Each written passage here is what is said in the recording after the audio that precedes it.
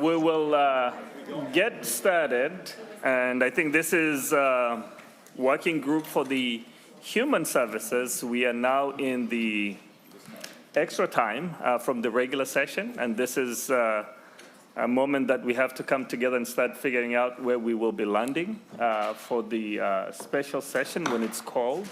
And I think I will let Chair Schumacher, and I think before we do that, I think we can start with the introductions of who's here. Mahmoud Noor, I'm the co-chair of Human Services in the House. Joe Schumacher, also a co-chair of Human Services in the House.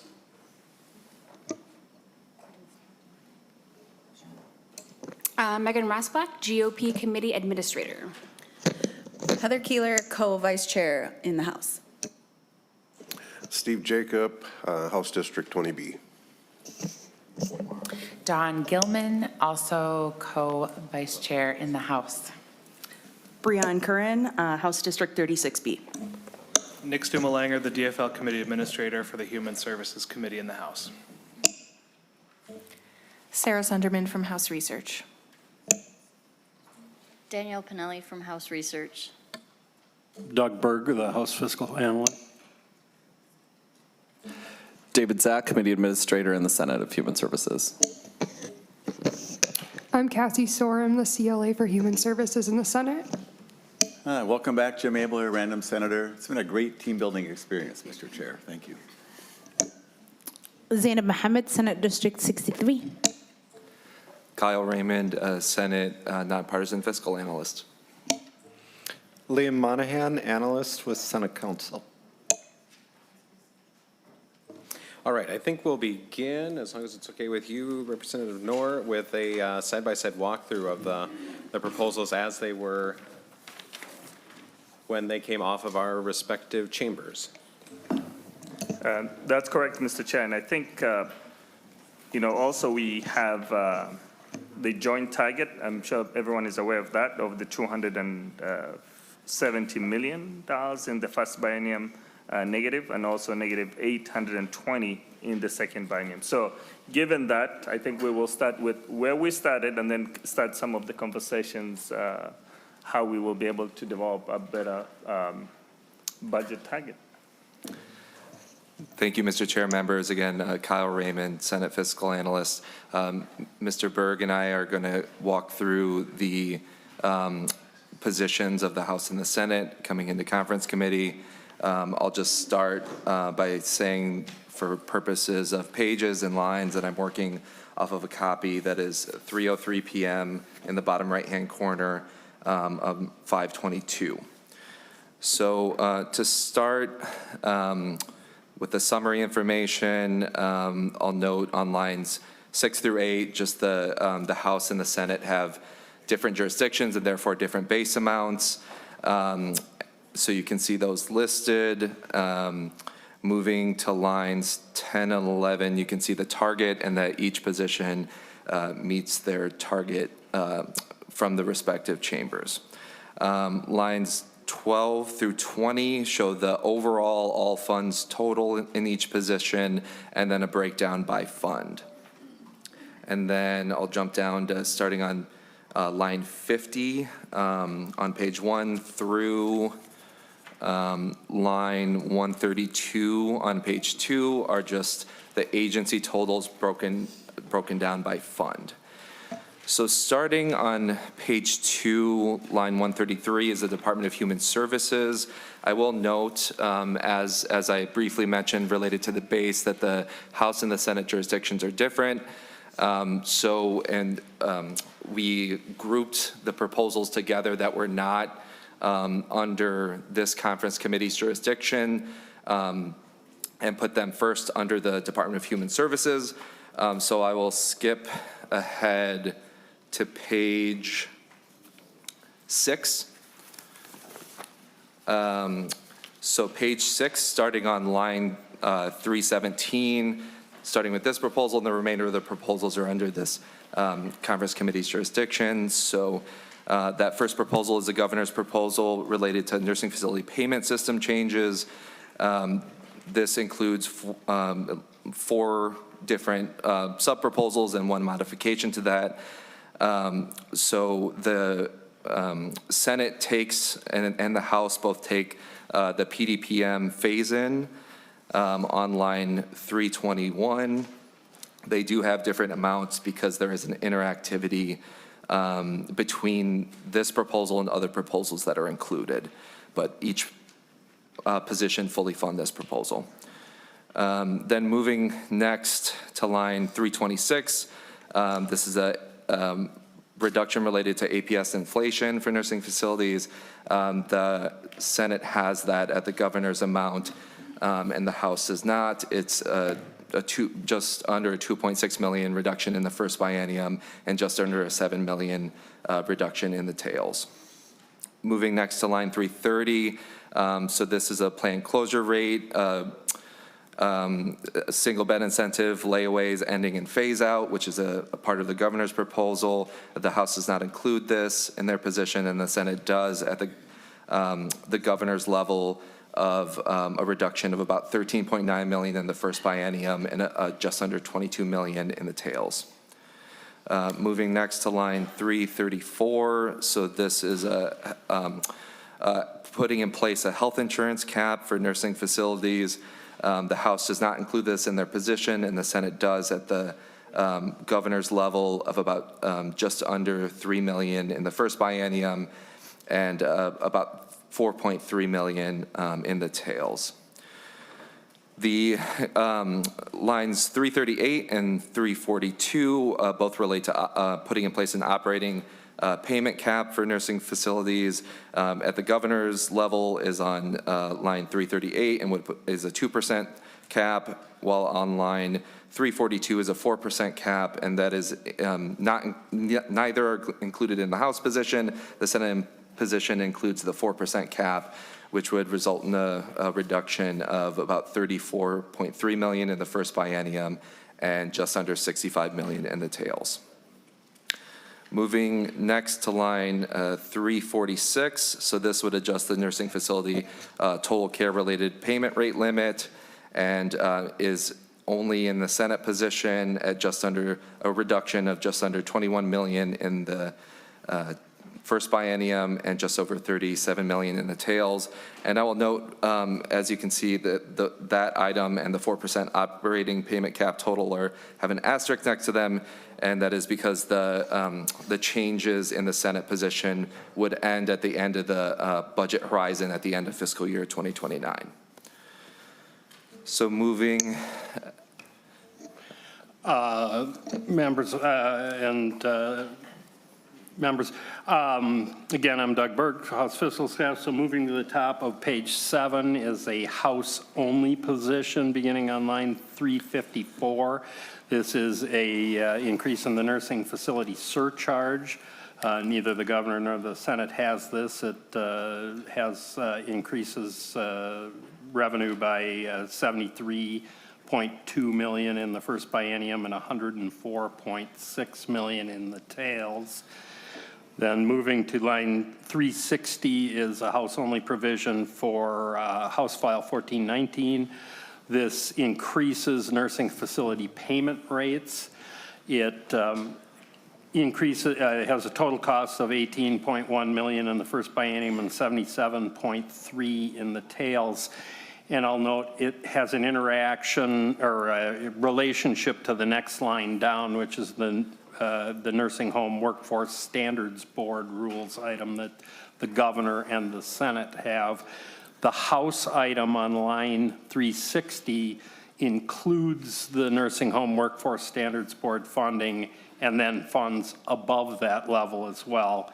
And then on line 368, as I say, you'll see the just the Nursing Home Workforce Standards Board rules item for the governor and the Senate, which are both at the same level at 14.7 million in the tails. Then on line 376 is a House-only position that covers a nursing facility property tax rate on a specific facility. This was House File 702. It has, you'll see that it has about $500,000 in each year. They're bracketed, I'll note, these totals do not add into the general fund total because in the House bill, it directs these to be considered as a nursing home construction moratorium exception project. So that's the cost of the project, but it does not count against the general fund target in this display.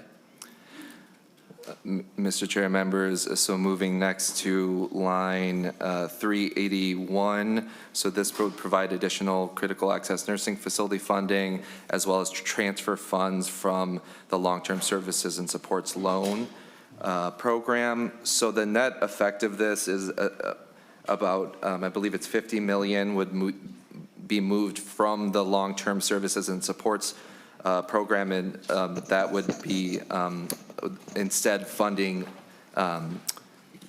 critical access nursing facilities, or CANF. In addition, there was this was adopted via a floor amendment in the Senate. Prior to that amendment, there was also additional funding provided for CANF. So those are all combined in this proposal. Moving next to line 390, this is administrative expenses related to for-profit entity acquisitions of nursing homes and assisted living facilities regulations. So that it has a cost associated with it of $212,000 in the first biennium and $826,000 in the tails. Moving next, now on page 8, line 397. So this is a Senate-only position related to assisted living facility licensure and disability waiver rate study, as well as providing draft legislation. This had a one-time administrative cost of $68,000 in fiscal year 2026. And I'll move next to line 402. So this repurposes assisted living facility special project funding for instead an assisted living facility provider grant program. I'll note here that this was not included in the governor's or House position, so that is labeled incorrectly. This is a Senate-only position. Moving next to line 404, this would fund the self-directed worker bargaining agreement, the SEIU agreement, and is funded in the House and the Senate position at the governor's level.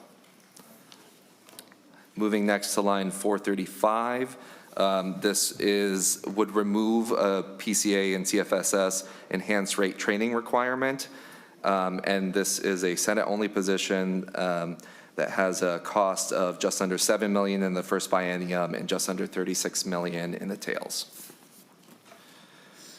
Moving next to page 9, line 445.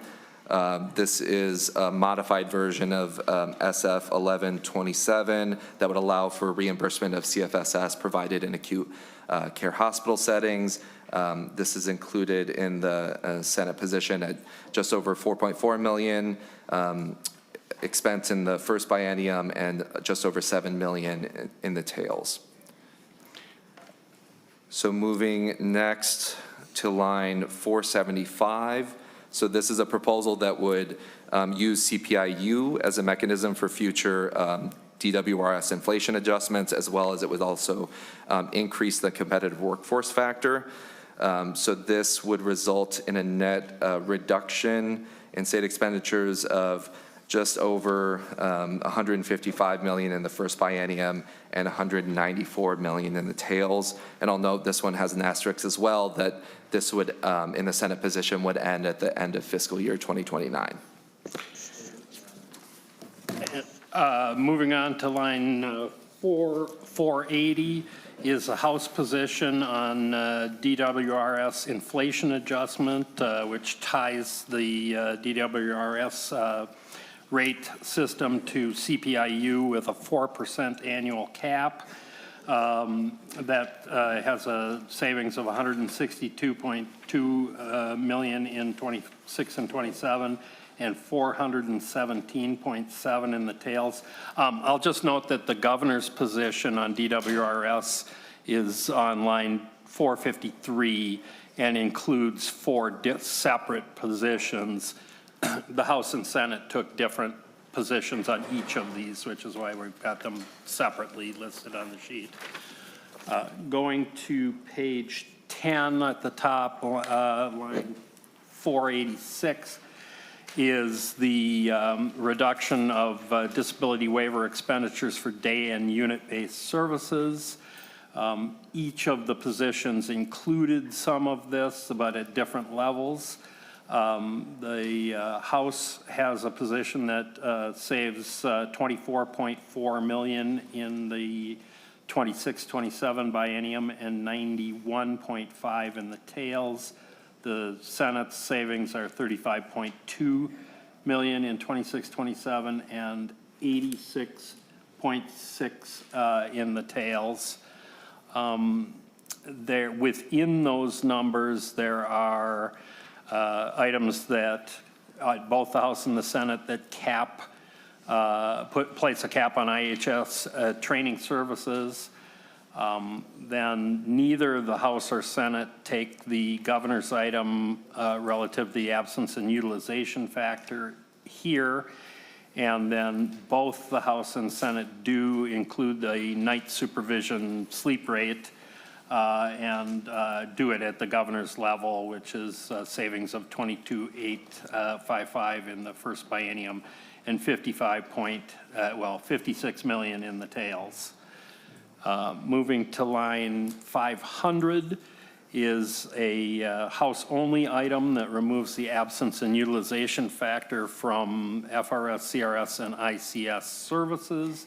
That has a savings of 66.8 million in the first biennium and 161 million in the tails. Moving to line 505 is a governor-only item on reducing disability waiver expenditures through a cap on inflation, a 2% cap per year on inflationary adjustments. Again, the House and Senate did some of these but took a different approach. Going to line 510 is the an item for reducing disability waiver expenditures for limiting rate exceptions. In this case, the House and Governor have the same position at 51 million in savings in 26-27 and 82.7 in the tails. The Senate does a very slightly modified version of that. It doesn't include the admin funding, so the savings are just slightly higher in the Senate position at 51.6 million and 83.4 million. Then on line 518 is a House-only provision that creates a county share for rate exceptions. This creates a savings of 154.7 million in 26-27 and 379.4 million in 28 and 29. So moving next to line 525, so this is a proposal for caddy authorization reform, and this includes an extra county supervision requirements, as well as a review in certain instances of caddy authorization by DHS. So this proposal is included in the Senate only and results in a reduction of just over 10.5 million in the first biennium and 1.9 million in the tails. And I should note the amount tails off due to the implementation of Waiver Reimagine. Moving next to page 11, line 532. This is funding for a study to modify state services for low acuity individuals with disabilities. So this is the administrative funding for that proposal. It's a Senate-only position and is funded at $432,000 in the first biennium. So this is tied to the next proposal on line 538. So a study would then produce proposals for modifications to services for the same population, and there is an assumed savings with this resulting from these proposals of $135 million in the tails, and again, this is Senate only. And if a future legislature did not enact proposals up to that amount, then there'd be a corresponding reduction to the competitive workforce factor up to whatever the difference is between the proposals that are enacted and the $135 million. On line 552 is a House-only proposal to delay waiver reimagined to 1/1/28, but would require systems active by 7/1/27, and would also create an implementation task force to advise. This is a cost of $4.7 million in 26-27 and a cost of $51.8 million in 28-29. On line 558 is an item, a no-cost item that the House and Senate have, but which was not in the governor's proposal, to add home care nursing services to individual budgets as part of Waiver Reimagined. On line 561 is a House and Senate proposal to modify nursing facility level of care criteria for CADI and BI waivers. There's a slightly different savings there. The House saves $2.3 million in the first biennium and $52.3 million in the tails. The Senate has just slightly lower savings of $770,000 in the first biennium and $50.8 million in the tails. Again, that has to do with some items within that the Senate included, which the House did not. And Mr. Chair and members, so I'll just stay quickly on page 11. I think we jumped over line 542, the Human Services Cost Savings Reform Work Group. So this is administrative funding for this work group of $908,000 in the first biennium. So this is similar to what I described earlier. There's a separate work group where they would produce proposals that a future legislature would consider, and there's an assumed savings on line 548 for reductions associated with that, and there's a contingent reduction to the competitive workforce factor of $150 million in the tails, and what I just described is a Senate-only position. So then now I'll jump to page 12, line 570. So this would provide a rate increase for family residential service tiers of an state expense of $4.2 million in the first biennium and then just over $15 million in the tails. All right, and jumping to line 583 is a governor's no-cost item, which both the House and Senate pick up to specify tribes are eligible for targeted case management, to be targeted case management providers for vulnerable adults in DD. Line 585 is an item that establishes positive support competency programs and modifies positive supports qualifications. The House has that in at $698,000 in the first biennium and $6 in the tails. And the Senate is just slightly different at $714,000 in the first biennium and $6 in the tails. Moving to line 591 is an item for modifying out-of-home respite care services for children's settings. The House and Senate have the same position there at a cost of $1.1 million in the first biennium and $2.6 million in the tails. And I think maybe we skipped over a couple of items. So So just going back up, I mentioned the family residential services rate increase. So the House had a position on line 574 that would extend the flat rate for family residential services to January 1st of 2028. So this had a cost of just over $8.5 million in the first biennium and $20.2 million in the tails. And then also on line 578, there's a Senate-only position to continue customized living disproportionate share program for current facilities. And that had a cost of just over $1.9 million in the first biennium and $3.1 in the tails. I'm going to jump down now to line 596. So this is a proposal, Senate-only proposal that includes swimming lessons under Family and Consumer Support Grant, disability waivers, CFSS, for individuals with disabilities under the age of 12. So this is included in the Senate position at $2.3 million in the first biennium and $5.4 million in the tails. So I'll move next to line 601.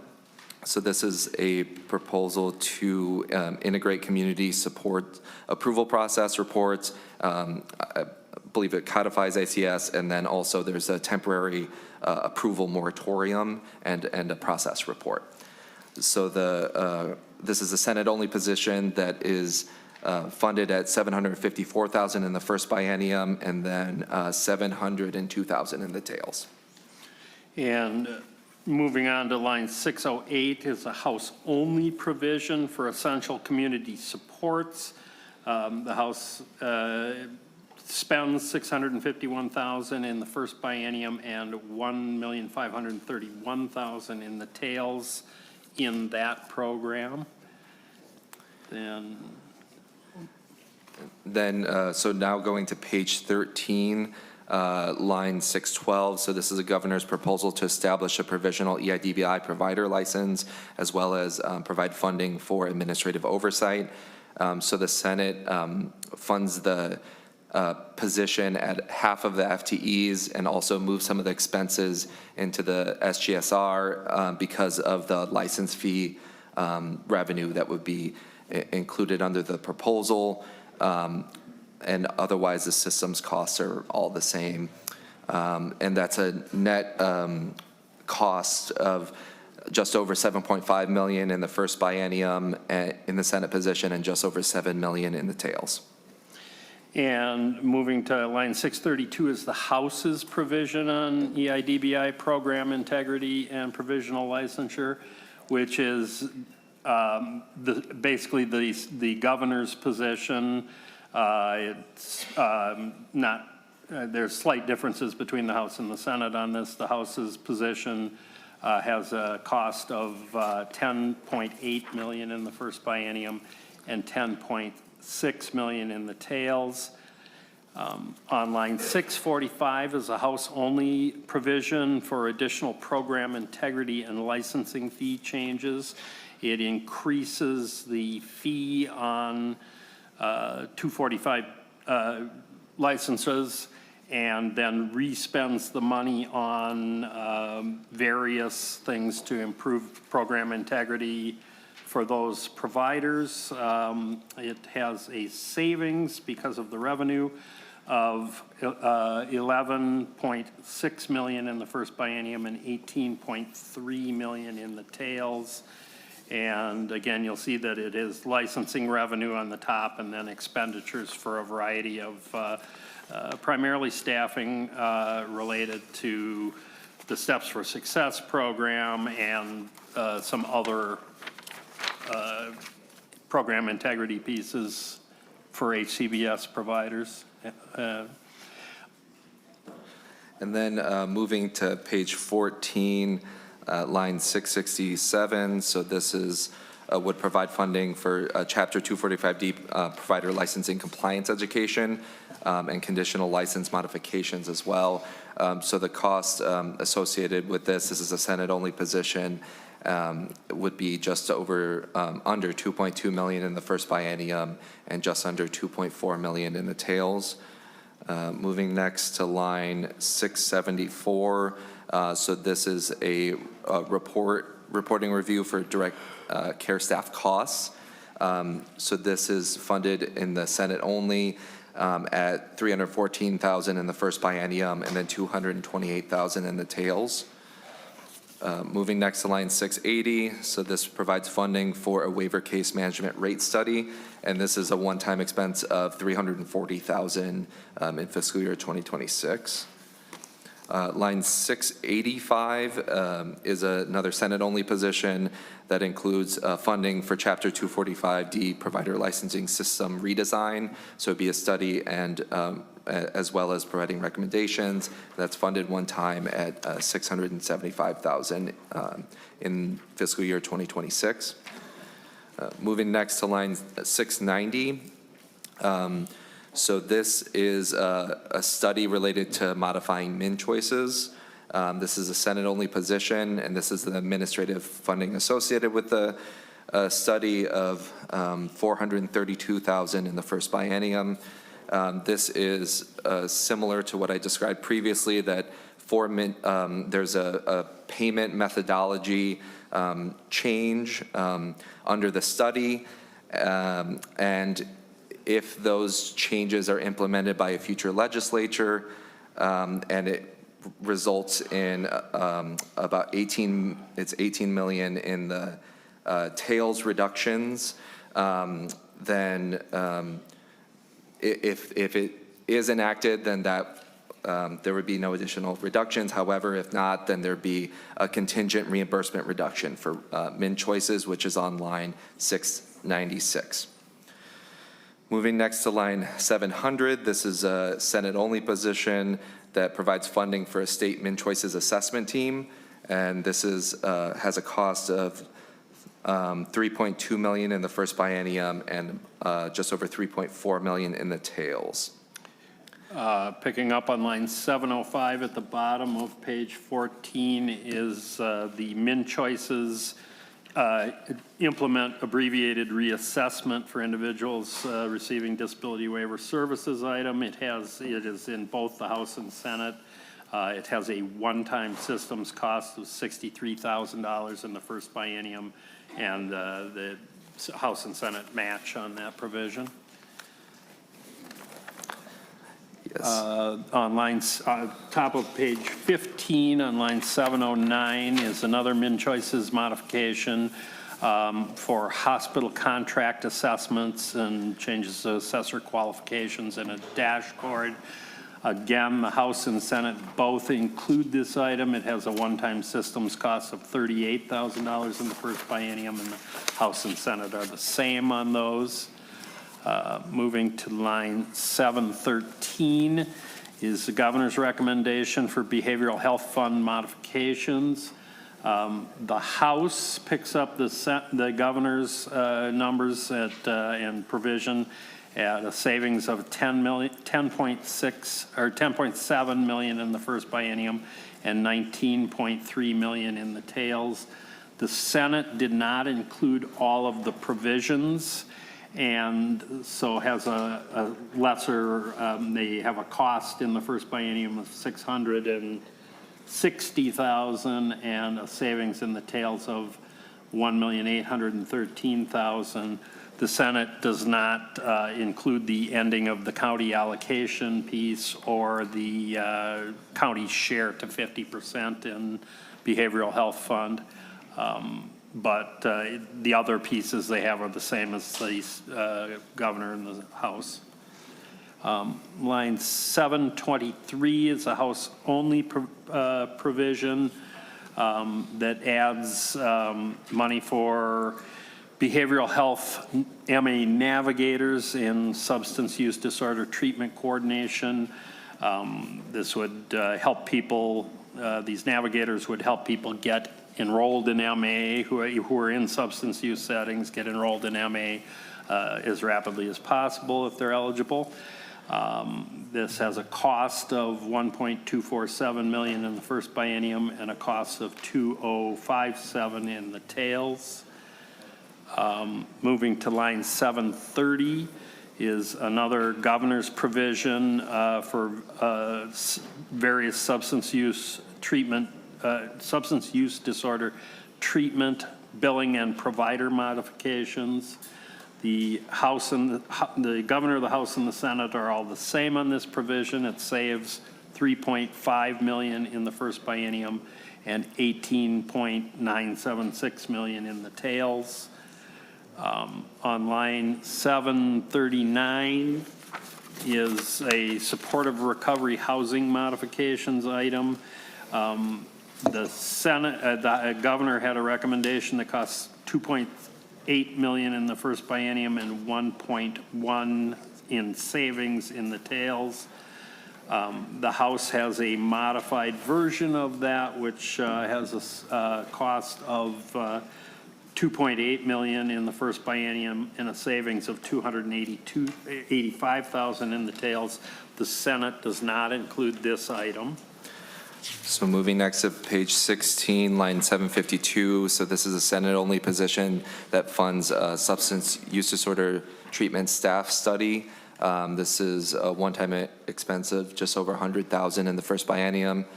I will also note there's a cost associated with the health-related boards later on that I'll skip over, but is associated with this proposal. Moving to line 757, so this would modify payment rates for SUD providers. So the House has this at just over $9 million in the first biennium and just over $25 million in the tails, while the Senate has it at $2.6 million in the first biennium and $9.7 million in the tails. Moving next to line 762, so this is a substance use disorder midpoint rule modification included in all positions, and as I understand it, I believe this was included in the policy bill. Moving next to line 764, so this would 764 and 768 would establish housing support supplemental rates for two different facilities. For line 764, it's for a provider in Blue Earth County, and then on line 768, it's for a provider in Otter Tail County. And you can see the costs associated with those. For Blue Earth, it's $360,000 a biennium ongoing, and for Otter Tail, it is $286,000 per biennium ongoing. Moving next to line 772, this is the governor's proposal for medical assistant disability determination changes and is included in all positions. Moving next to line 774, this would delay the enteral nutrition payment methodology, and then it's included in both the Senate and the House position.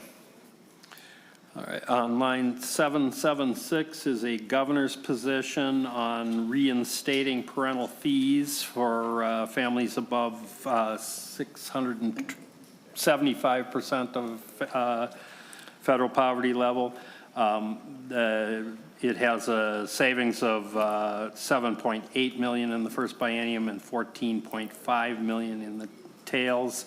The House picks up that provision at the same amount as the governor. The Senate does not include that provision. Moving next to line 782, so this would provide administrative funding for same-day disability determinations, and this is a Senate-only proposal that is funded at just under $1.2 million in the first biennium and just over $1.2 million in the tails. Moving next to line 788, this would provide additional funding for the Minnesota Board on Aging, and this is included in the Senate only and is funded at just under $1.9 million in the first biennium and just over $1.9 million ongoing. Moving next, now page 17, line 794. So this proposal would establish an age-friendly Minnesota council, would put it in statute and fund the council, and would also provide additional funding for community and technical grants in the tails. So the Senate, this is a Senate-only position that's funded at $4,000 in the first biennium and $3.8 million in the tails. Moving next to line 803, this is a Senate-only proposal that would provide a grant or provide funding to Boundary Waters Care Center Nursing Facility and has a cost of $250,000 in the first biennium and $125,000 in the tails. On line 807 is a provision for regional and local dementia grants. The House funds this at $1 million one time in the first biennium. The Senate has ongoing funding, it funds it at $500,000 in the first biennium and $1.5 million in the tails. And then moving to line 811, so this is a senior nutrition competitive grant, and it's funded in the Senate position only at $500,000 in the first biennium and $800,000 in the tails. On line 815 is a House-only item that funds senior nutrition programs at $3.5 million in the first biennium, but the next item, the Senate has a nutrition item as well that is different. And I'll just note that, yeah, it's on line 821. It's as I understand, it's for the same purpose. It's just only tails funding for that purpose. So in the Senate, it would be $250,000 in the tails only. Moving to line 825. So this would fund a disability services technology and advocacy grant. And this is included in both positions. The House has it at just over $1 million in the first biennium and just over $1 million ongoing, whereas the Senate has it at $500,000 per biennium ongoing. Moving next to line 831. So this is a Senate-only proposal that would establish a disability inclusion pilot project, and this is funded one time at $1 million in fiscal year 2026. So now moving to page 18, line 838. This is a Senate proposal that would for direct support professionals development and is funded one time in fiscal year 2026 at a cost of $230,000. Moving next to line 842, this would provide funding for health services and support grants. This is a Senate-only proposal that provides funding for this purpose at just over $1.5 million in the first biennium and $1 million in the tails. Moving next to line 846, this is another grant, Senate-only grant funding, but this is for recovery community, for the recovery community, I should say.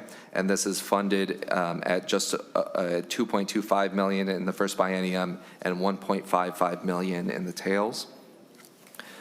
Moving next to line 850, so this is a Senate-only position that provides funding for suicide prevention grants, and it's funded one time at $869,000. And moving next to line 854, so this would just provide grant funding, administrative funding for the grants above, and it's funded in the Senate position only at $213,000 in the first biennium. And I'll go ahead and talk about line 859. So this is a number of grant and administrative reductions as well as transfers. I'll just start with the overlap between the House and the Senate.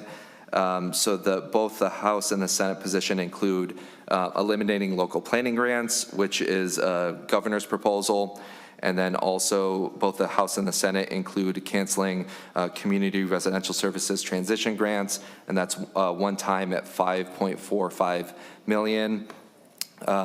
Also included is a paid family medical leave premium reimbursement. This is included in both the House and the Senate position, and it would cancel $20 million for that purpose. In addition, both the House and the Senate include prior SEIU bargaining agreement underspends. One is for retention bonus spending and one's for orientation underspend. So the retention bonus underspend is included in each position, and then the orientation underspend is only included in the Senate position. In addition, the Senate also has a few other reductions included. One is to repeal of safe recovery sites, cancellation of a harm reduction grant, a reduction in the Human Services Response Contingency Account, and also a reduction in SUD base grants. So that covers that proposal. And then I believe the next one is a House proposal. On the top of line, page 19 on line 886 is a House-only provision to add money to the supported decision-making program. We have $2 million in 26-27. That's a one-time expenditure. And then on line 892 is a proposal to extend the availability of existing supported decision-making program grants, estimated to be $825,000, that both the House and Senate include the extension of those grants. On line 897 is the extension of the availability of engagement services pilot grants. Again, both the House and Senate have the same provision that extend a $250,000 grant at Otter Tail and a $1.25 million grant at, I do not remember where that's at. It's more than one place, I believe. And the House and Senate are the same on that. Then the House has two House-only provisions that are no-cost items.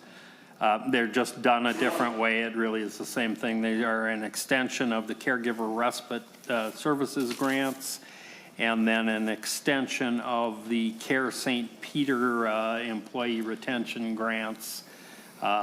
Those are no-cost items, but the House they are the same as the extensions above. The House just did them in a different way, so it's not showing the money, but it's just a grant extension. So moving next to line 908, so this would extend the availability of the motion analysis advancement grant and is included in the Senate position only. Moving next to line 913, so this would involve two transfers to and from the Workforce Incentive Fund. This is a Senate-only position and would move just under $71 million from the Workforce Incentive Fund to the general fund, and then that would occur in fiscal year 2025, and then in fiscal year 2028, that same amount would be transferred back into the Workforce Incentive Fund.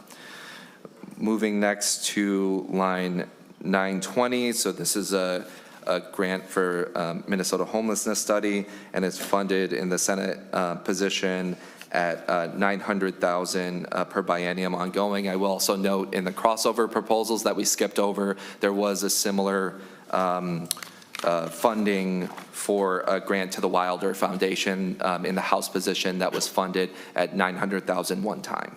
I'll just note that. Moving next to line 924. This is a Senate-only position to provide additional funding for DHS's legislative and budget team.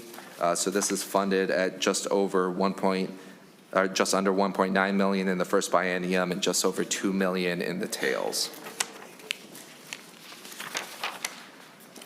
So now moving to page 20, line 930. So this is governor's proposal for budget and technical changes, just moving where the budget activities are for certain grants under DHS. I'll just note this again, this includes the Senate jurisdiction for this proposal. There is also additional related budget technical activities changes that were included in a separate conference committee. So that concludes the Department of Human Services. Now moving to moving to direct care and treatment.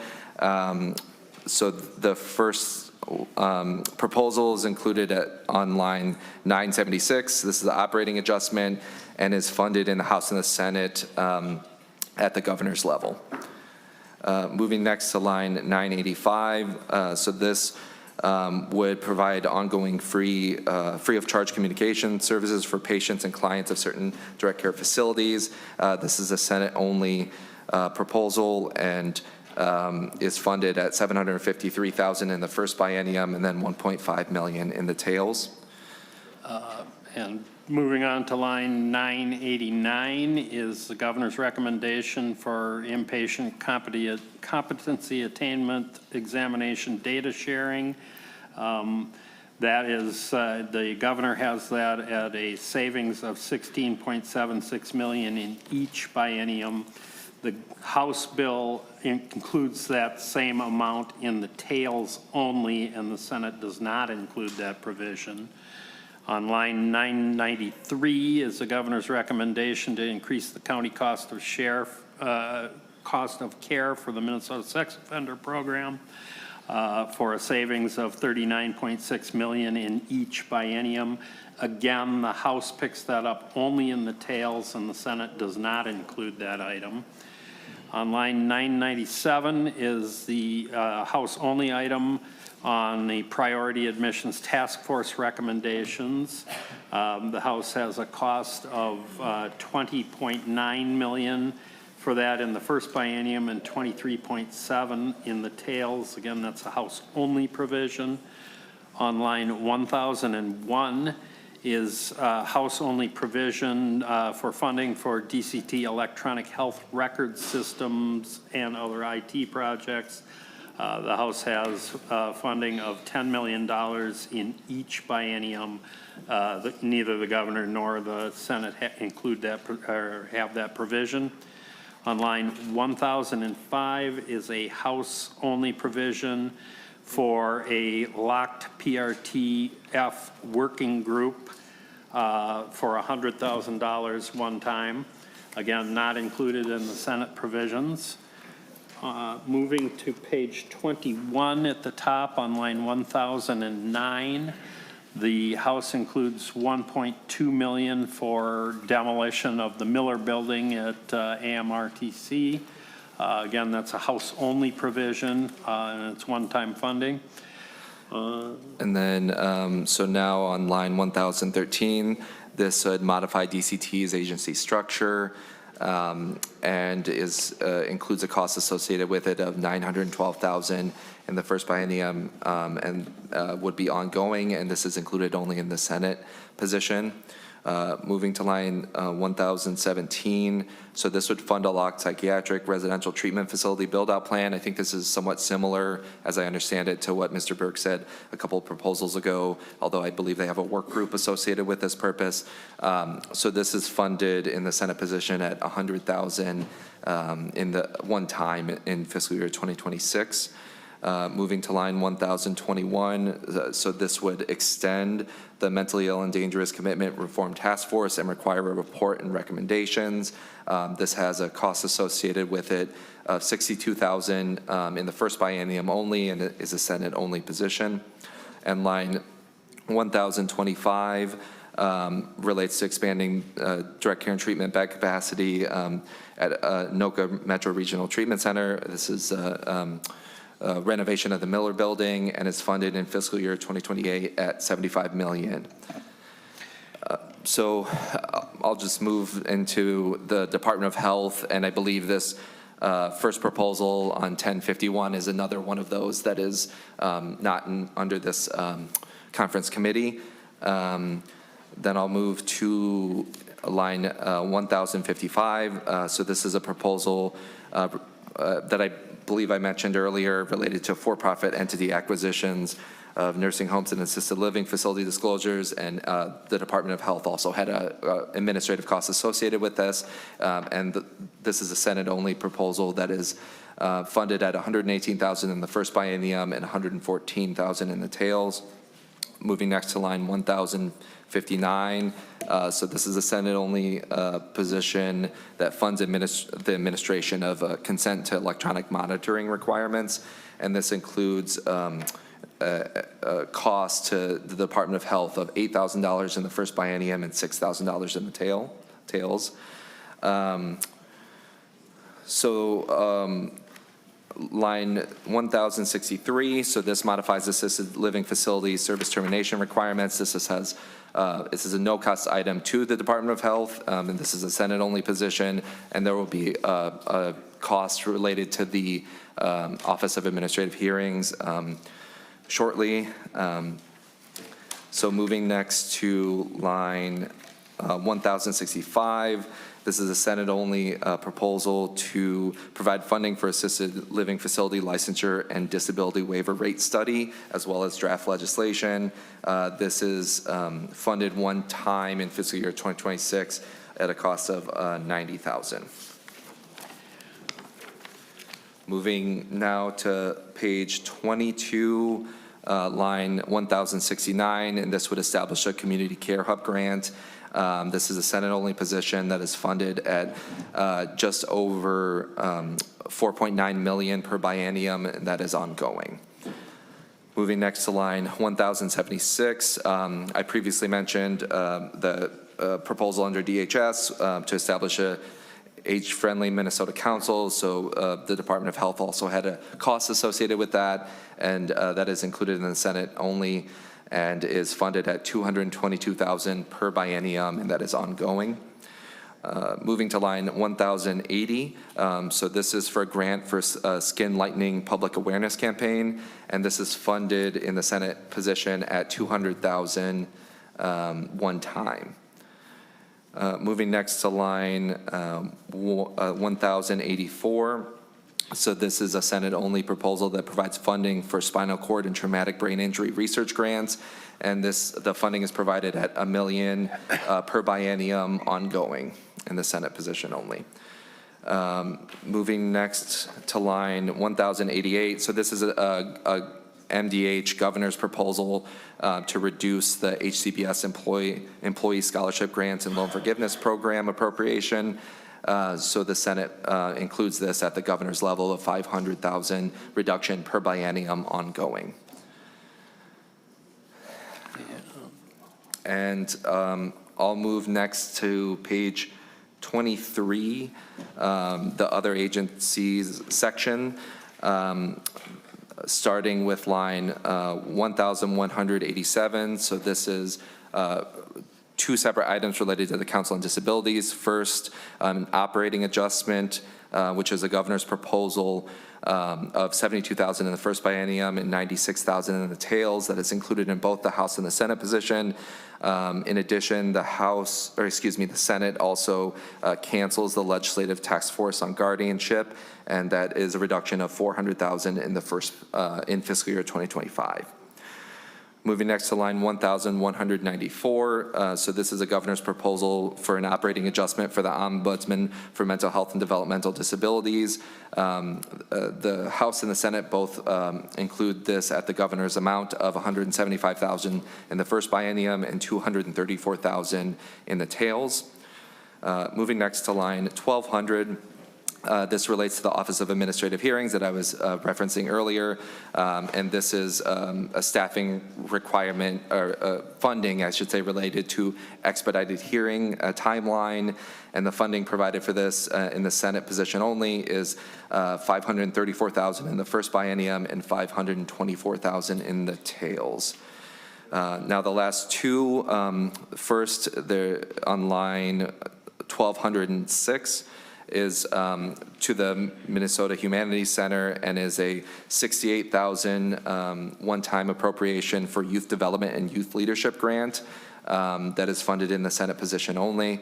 And then finally, on line 1214, this is an appropriation to the Department of Children, Youth, and Families this would go to Beltrami County for families and children affected by the opioid epidemic. And this would be a grant funded one time in the first biennium at $200,000. And Mr. Chair, that concludes our walkthrough. Happy to take any questions. Just wanted to say thank you to Kyle Raymond and also Doug Berg and Joe Haney, who really helped us put together the spreadsheet before us, and I just wanted to say thank you. Likewise, I just wanted to note that there's a separate provision for the human services in the House with the Health and Human Services. In the Senate, it's a small provision, and I think that target with the joint target is for the first biennium is $38 million, and then in the tails, it's $42 million. That section covers mostly mental health, housing and homelessness. We also have program integrity and also the central office. we have started working as a working group just to establish a roadmap and where we will be able to land on the proposals that we have. And part of the provisions that we've been discussing, I think we're working directly on that provision of the human services, other human services bucket with Senator Wickland, and we've been making some progress to see how we can be able to provide public discussion on that section when we conclude. Likewise, I just wanted to thank the chairs here. I think we've been having conversation also as a group trying to figure out the pathway for us to be able to address the budget discussions. Since we were at a higher reduction, the Senate was at a lower reduction. The target right now we have is somewhere in between, but at least it's not the perfect place to be.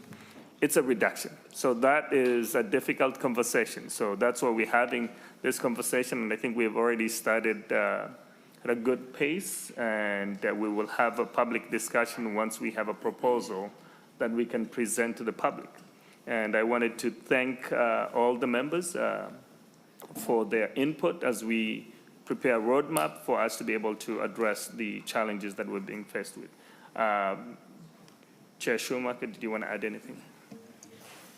Yeah, well, I would agree with everything that's been said by Chair Noor. And of course, while this target number is improved from how we saw it in the House and how we dealt with it, there's also the same problem is still there, that there's only so many buckets to be able to pull from here.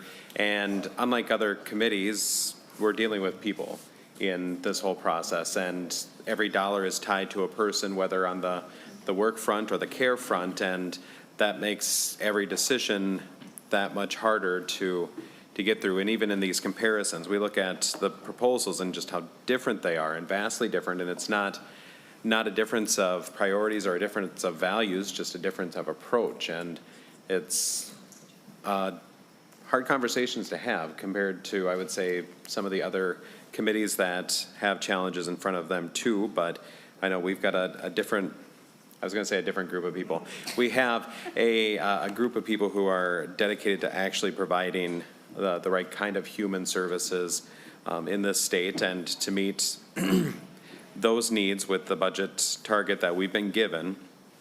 And of course, it's always by people who are giving, the people who give these targets are the people who've never served on human services, or it's been a long time. And so, yeah, you've pulled me over to those thoughts on that. But I think as we move forward, we have clearly distinct lines that we have of where we'll go and where we won't go, and we'll probably get a lot of the way there on some of this, and just need to break free on a couple other small pieces to get this where we need it to be. Mr. Chairs, the thing you just brought up is the authentic, lived experience that we have in this committee that sets it apart from other committees. And we have some serious, hard discussions that, we've gone through, but those have been real, right? And it's just, that's who we are. I mean, we're also, and your mention of, you've watched other committees. You have two. I have two, I guess. Mediating conversations, that's it. But I do want to just say, in all seriousness, how proud I am that the House is adhering to the Senate traditions over here in the Senate building. And there's a former chair and our vice chair that apparently left their ties, in their cars someplace. But I won't mention that too hard. But all seriousness to this, the conversations about getting such a bad target and saying, pushing back on folks that don't understand the system, where we all around here collectively understand it from a whole different perspective, but we're able to sit down and have those hard conversations. And with that, I appreciate the House's conversation in that, and I appreciate our senators and being real about it too. So looking forward tomorrow, we need to get some language brought forward. We're going to do something tomorrow. What time and where? Mr. Chair, as I noted, I think we are planning to have, this is a working group, and we're planning to have some roadmap and also the proposals that we can bring forward to the public for discussion. So I think this will be developing what are the proposals. You can see the differences where we are. In fact, we're looking in how to have an equitable reduction in all this process so that we can have an authentic discussion and to be able to present to the public what we have been able to achieve with this short period of time. We are on a time crunch. We could not get things completed within the time frame of the regular session.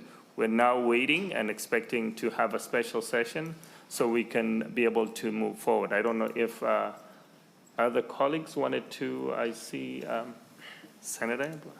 Well, Mr. President, I'd just like to commend this group here and the entire room for having the topic area that is the farthest ahead of all the major topic areas: education, taxes, human services, transportation. So this is a room full of winners, Mr. Chair. So I want to thank you and thank all the people here for empowering us to get this far along. So, and it's a working group. You don't got to wear a tie to a working group.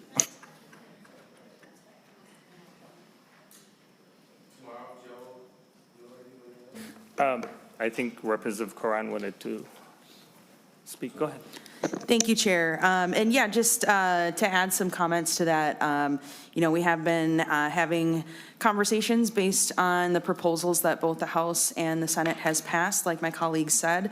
I think we are in a really good understanding of what our shared priorities are between the chambers. And I just want to emphasize how difficult of a task we were given as a legislative branch. I've said before and I'll say again, I think having a cut this large to this committee, knowing the people that are served in this committee's jurisdiction, was a huge disappointment for Minnesotans. And I don't think that's a partisan thing to say. I think that's a values thing to say.